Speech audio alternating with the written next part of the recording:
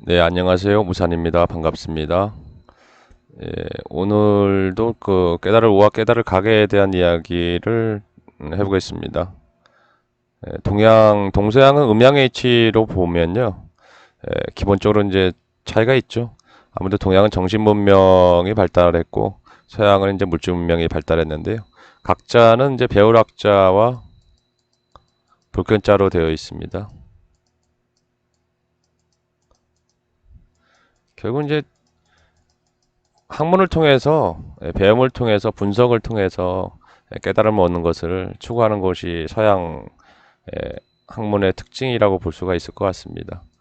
현상계 이 땅 위에 드러난 눈에 보이는 그 부분을 연구하고 배우는 분야에서는 서양이 더 발전할 수밖에 없는 이치가 음양이치로 보면 당연하다고 봅니다.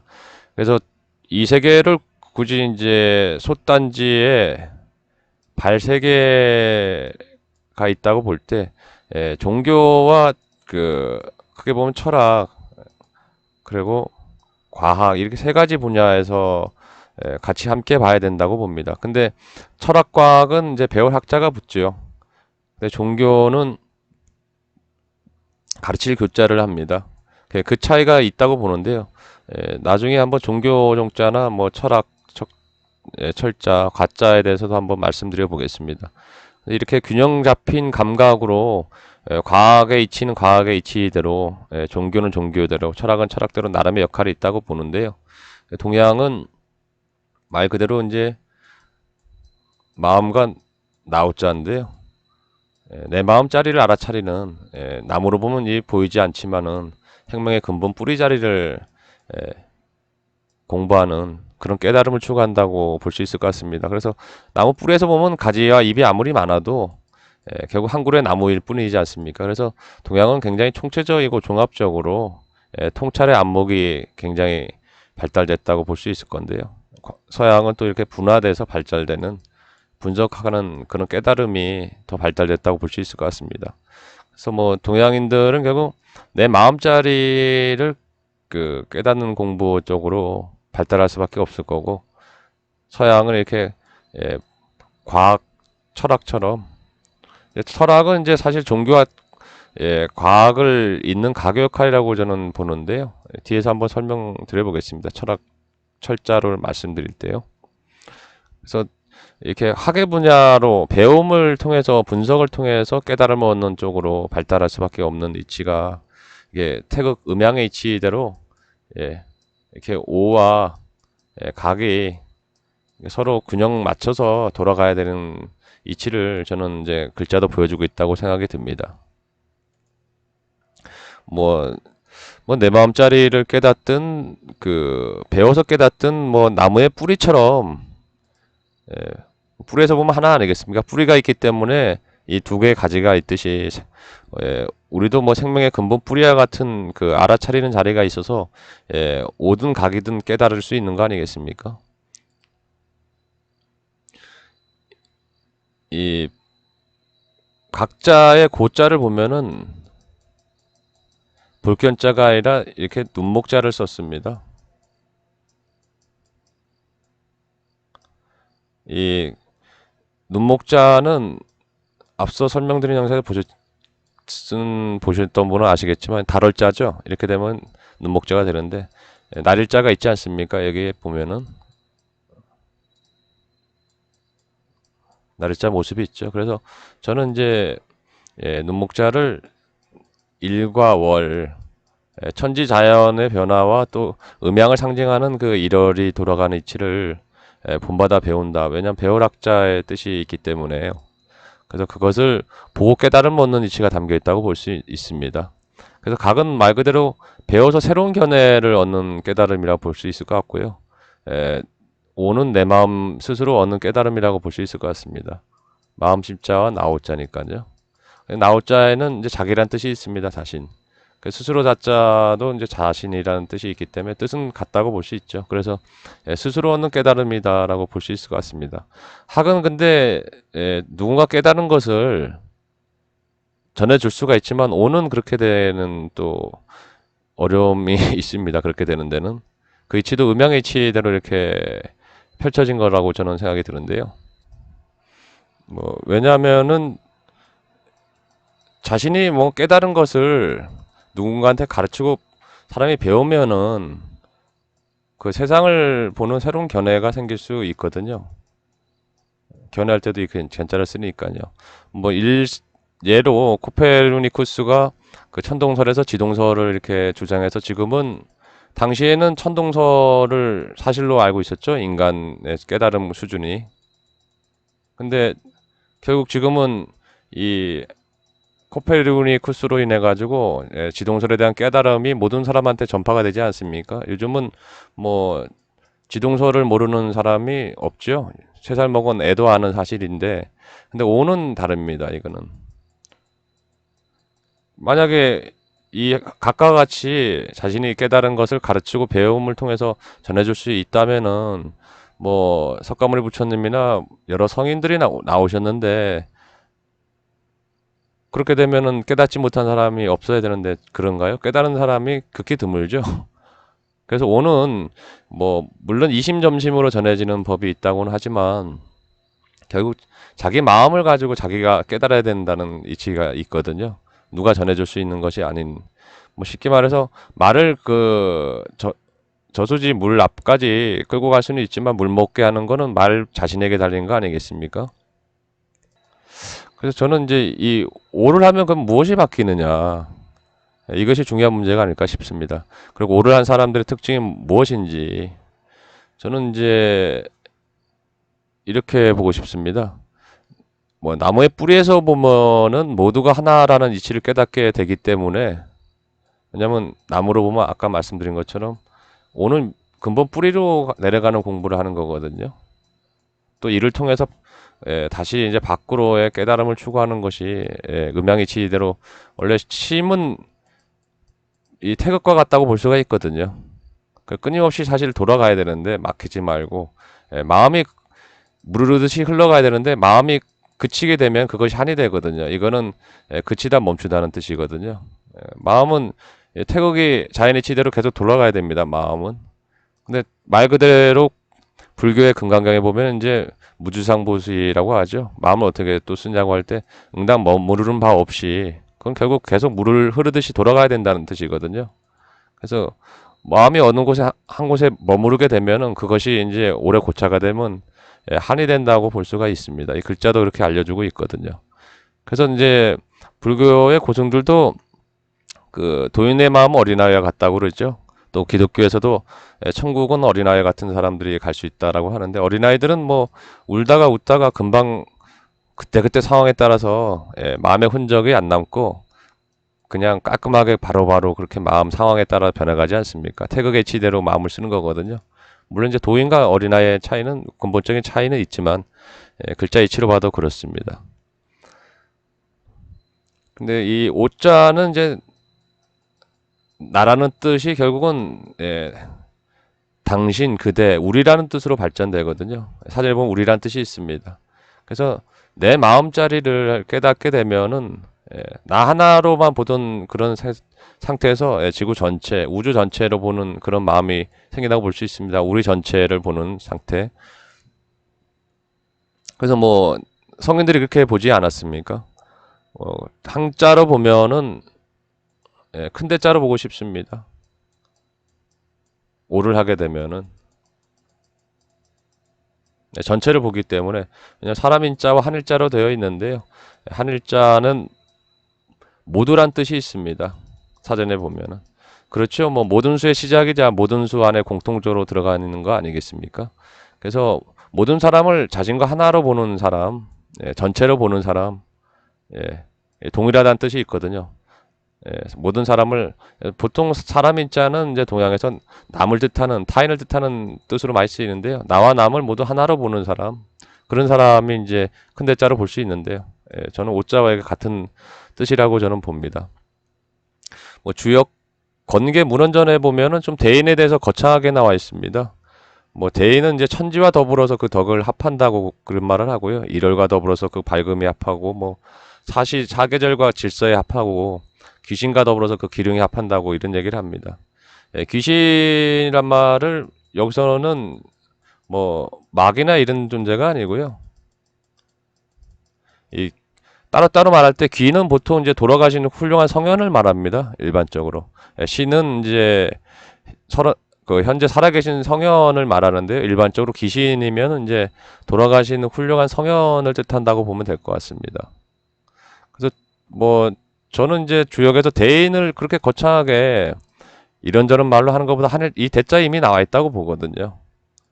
뭐 문헌전에 보면은 뭐 하늘보다 먼저 해도 하늘의 뜻에 어긋남이 없고 하늘보다 뒤따라 해도 하늘의 때를 이제 받든다는 이런 얘기를 하는데요.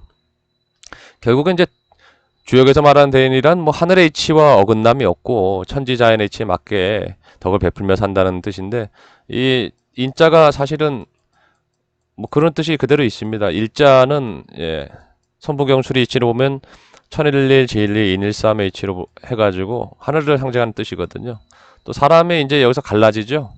어깨 부분에 하늘의 뜻을 짊어진 모습이거든요. 대자는 결국 뭐 하늘의 이치대로 살아간다는 뜻으로 볼 수가 있거든요. 그 하늘의 이치란 것은 뭐 보시면은 사람 인자로 보면은 사람 인자를 이렇게 쓰죠. 이렇게도 씁니다. 그 두 이자가 있지 않습니까? 이렇게 되면은 나와 남을 평등해 보는 인으로 볼 수가 있는데요. 여기는 이제 자비와 사랑을 뜻하는 자애의 뜻이 있습니다. 결국은 뭐 대인이란 것은 이제 성인들이 말씀하셨던 나와 남을 평등하게 보고 그리고 자비와 사랑을 베푸는 사람, 하늘의 뜻을 어깨에 짊어지고 가는 사람, 뭐 이런 뜻으로 볼 수 있을 것 같습니다. 보통 이 깨달음을 얻으려고 많은 노력을 하지 않습니까? 뭐 명상도 하고 수행도 하고 이런저런 집중도 하는데요. 사실 뭐 이 부동심을 굉장히 공부하다 보면 부동심이 오는 상태가 오죠. 근데 육아에 보면은 육아 맹자 그 공손추 편에 보면은 맹자님께서는 이제 나이 40에 부동심을 얻었다고 이렇게 얘기를 하고 있습니다. 공손추가 이렇게 묻자 그러면은 이제 선생님은 이제 맹분보다 훨씬 낫지 않습니까? 이런 얘기를 하는데요. 맹자께서는 이 부동심을 그렇게 어렵지 않다고 이렇게 얘기합니다. 부동심을 얻은 그 마음 상태가 그렇게 고차원적인 상태가 아니다 이렇게 말씀을 하는 구절이 있는데요. 그 인물로 이제 고자라는 인물이 있었습니다. 알릴고자로 해서 우리가 흔히 알고 있는 그 생식불능의 고자가 아닙니다. 고자라는 인물이 있었는데요. 이 부동심을 그 고자도 나보다 먼저 마음을 움직이지 않았다. 부동심을 얻었다 이렇게 얘기하고 있습니다. 근데 그 마음을 움직이지 않는 것이 대단하지 않다고 이제 뒤에서 얘기하는데요. 그래서 공손추가 마음을 움직이지 않는 어떤 방법이 있습니까? 하고 물으니까 방법은 있다고 얘기를 합니다. 이제 거기서 이제 그 혈기지용의 구체적인 사례로 이런 전국시대의 그 큰 역사가 있었습니다. 북궁유라는 사람이 있었는데요. 북궁유라는 사람을 예시로 들면서 부동심에 대해서 이런 얘기를 합니다. 그 사람은 이제 용기를 기르는 데 있어가지고 그 살을 찔러도 칼로 살을 찔러도 움찔도 하지 않고 바늘로 눈을 찔러도 깜빡거리지도 않았다고 합니다. 뭐 일반적으로는 대단하다고 생각할 텐데 부동심이라는 게 그런 정도의 공부가 된 건데 이 부동심을 사실 대단하게 보지 않습니다. 맹자님은. 뭐 나이 40에 부동심이 됐다고 하지만 이 자체가 대단하지 않다라고 하는 이유를 고자를 이제 이야기하면서 이런 얘기를 합니다. 그 공존초가 그러면 선생님 어느 점에서 뛰어납니까? 하고 물으면서 이제 나는 다른 사람의 말을 잘 이해하고 호연지기를 잘 기른다. 호연지기가 뭐냐고 묻자 말하기 어렵다고 얘기합니다. 그러면서 근데 지극히 크고 지극히 강하다. 호연의 기상이라는 것은 지대지강이라고 이렇게 얘기하는데요. 그 기상이라는 건 호연지기 기상이라는 건 의와 오를 의자죠. 도가 배합돼서 합해서 이렇게 되는 것이라고 하면서 호연지기 상은 결국 의가 모아서 생겨나는 것이라고 합니다. 그러면서 이 고자는 아직도 의가 밖에 있는 것으로 알기 때문에 의를 알지 못한다. 그래서 부동심을 이룬 고자도 이렇게 의자 하나를 모르기 때문에 그렇게 대단한 인물로 보지 않는 거지요.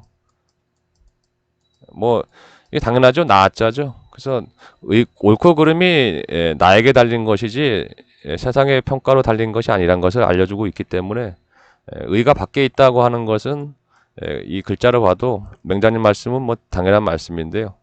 이렇게 육아에서도 이렇듯 바늘로 눈을 찔러도 눈도 깜짝하지 않을 정도의 그런 부동심을 가져도 이 자체를 대단하게 보지 않는다는 겁니다. 뭐 불교로 보면 이제 삼매에 들었다고 볼 수 있겠죠. 정에 들어서 보통은 이제 명상을 하다 보면은 삼매에 들게 되면은 뭐 수행하신 분들은 다 체험하셨겠지만 굉장히 황홀한 체험들도 많이 하죠. 뭐 이 세상은 물론 자기 몸뚱이도 있는지 없는지도 이런 경험을 하게 되지 않습니까? 그래서 명상을 보면요.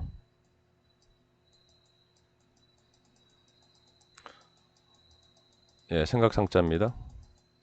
근데 이 명자는 명부할 때 명자입니다. 우리가 죽어서 저승 가면은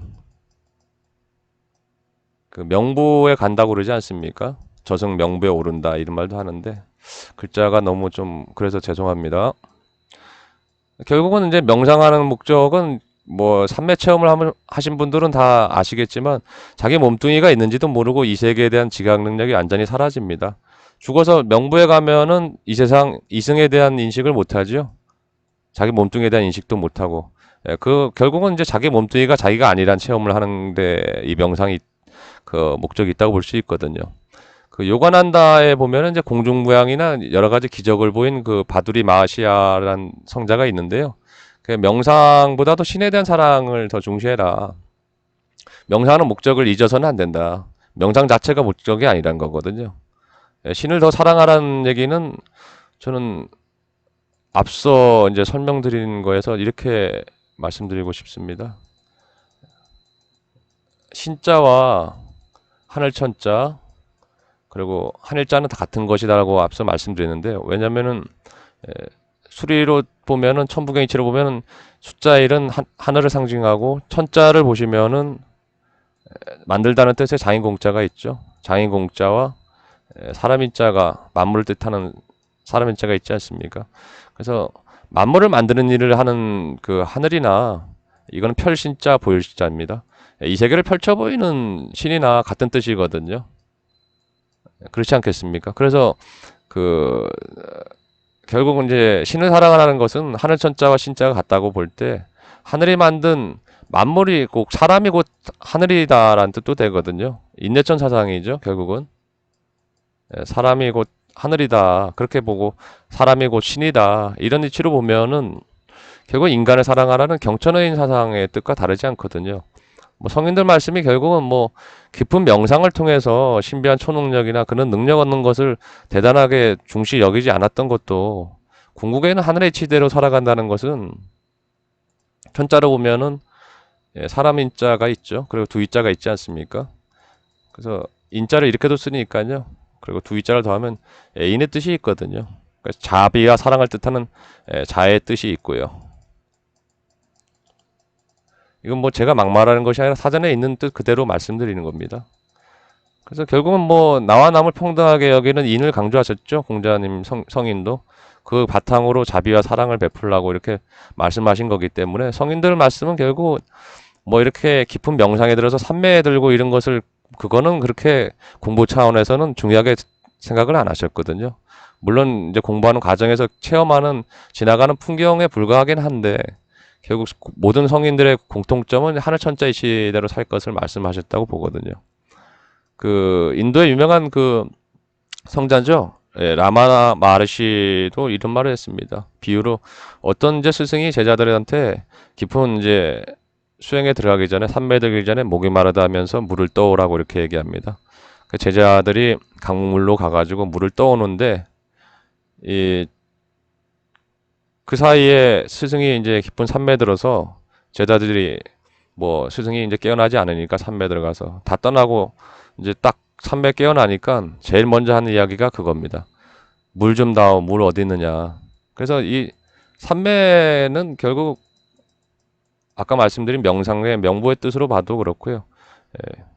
이것을 궁극적인 깨달음으로 보지 않죠. 불가에서도 뭐 아무리 뭐 몇 달이 아니라 몇 년, 몇십 년을 깊은 산매에 들어도 그 자체로 깨달음으로 인정하지는 않은 거니까요.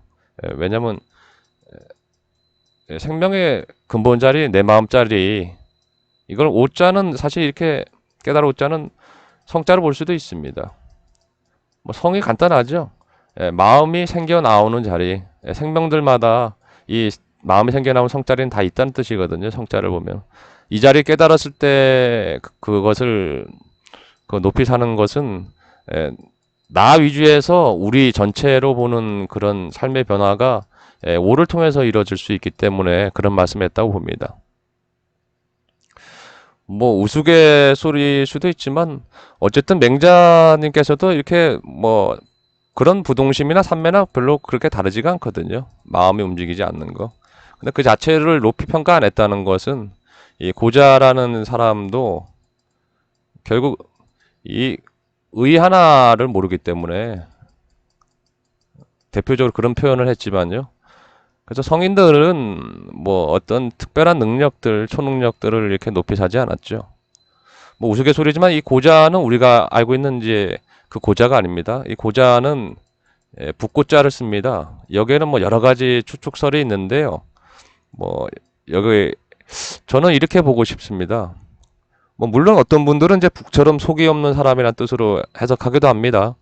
근데 또 어떤 추측에서는 이 고자가 이제 맥꽃이라고 있습니다. 맥꽃을 고자화라고 합니다. 꽃화자를 붙여가지고.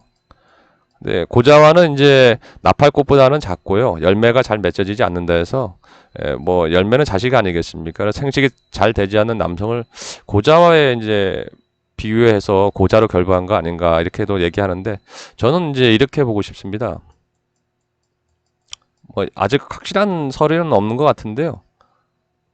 아, 북고자 이게 지자를 빼먹었네요. 이자와 같은 통자가 북칠고자가 있습니다.